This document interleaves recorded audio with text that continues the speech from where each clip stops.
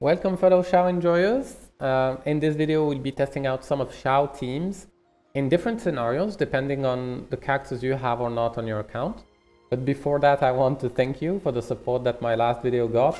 It's just unreal for my channel to get such numbers, and I was really happy with the overall reception the video got.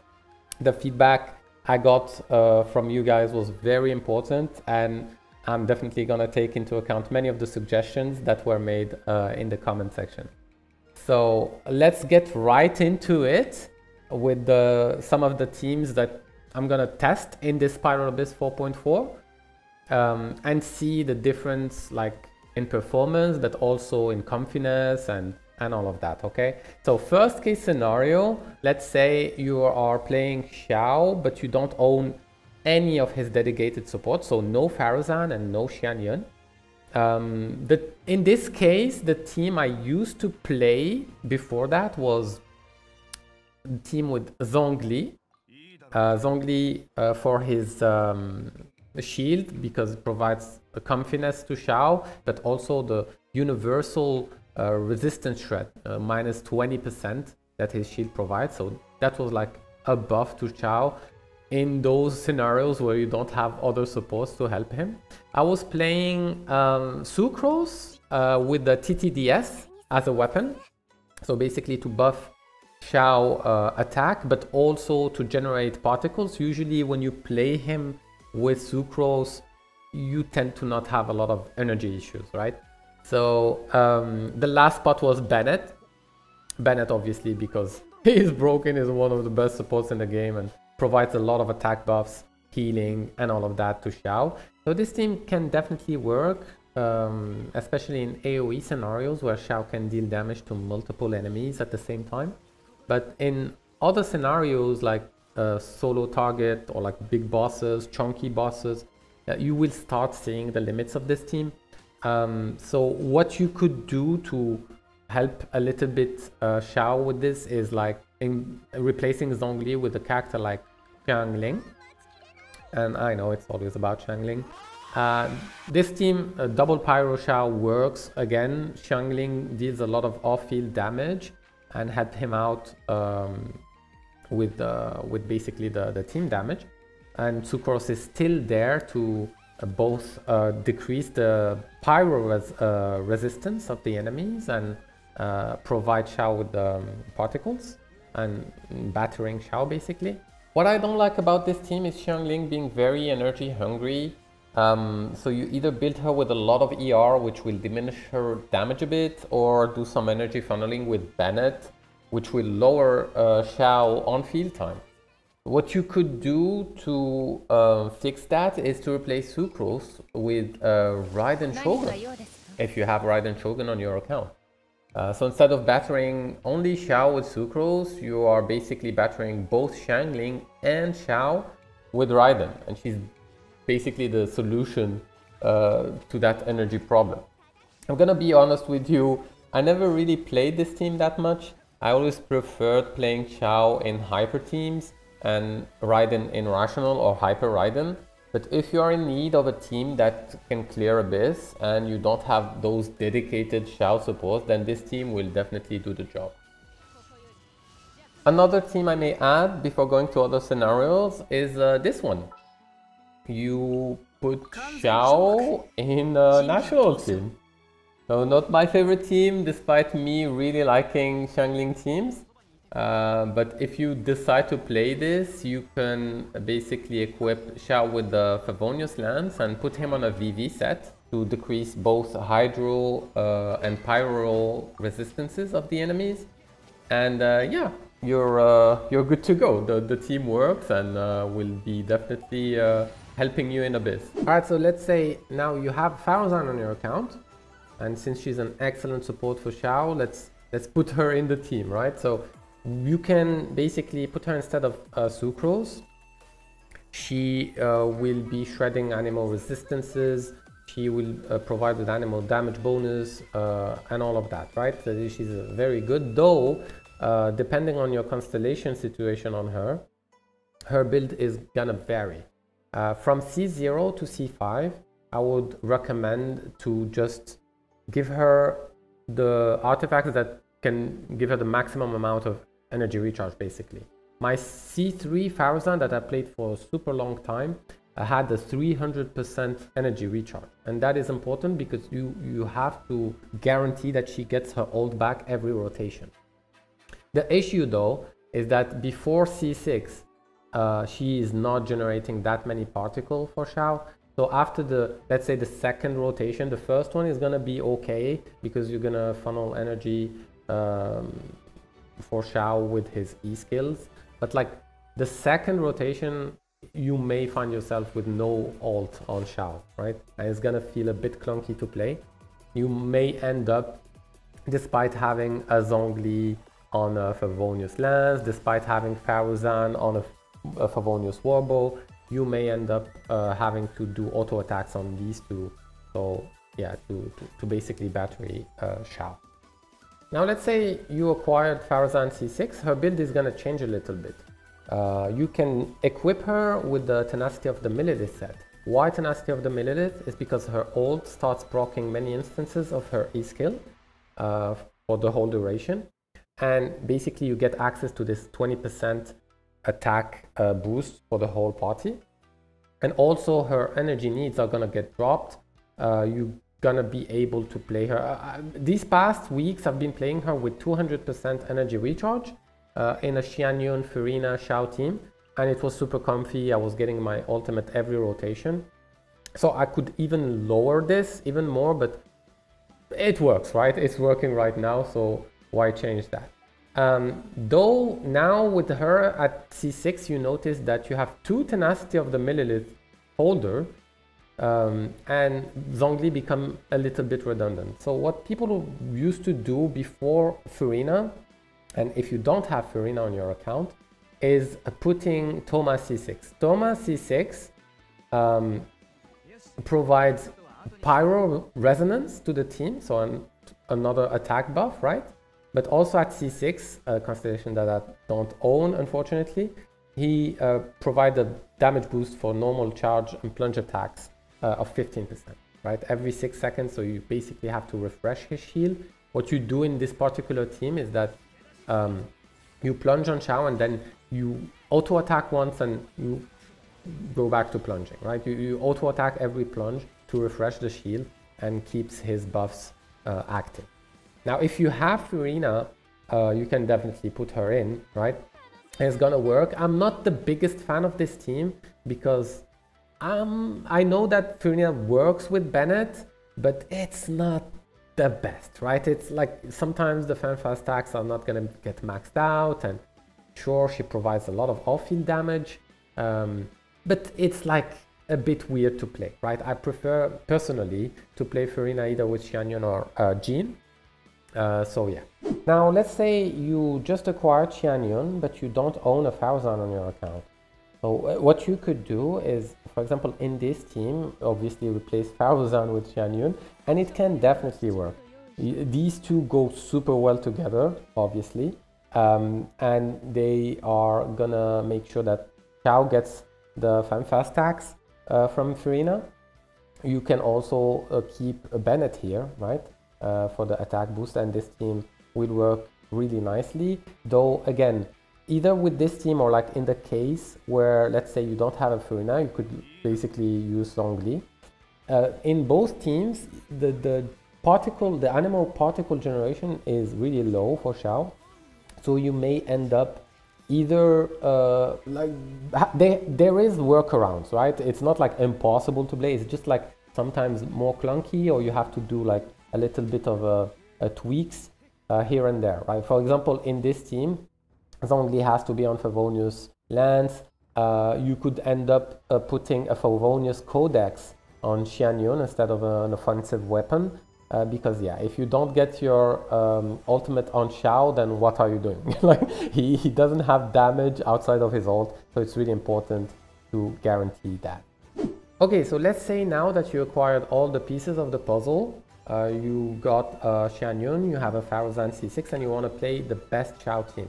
What you could do is, let's replace Zhongli here with Faruzan. This can definitely work, and it will get you very good results, right? But if you want to play the best team, you want Furina instead of Bennett.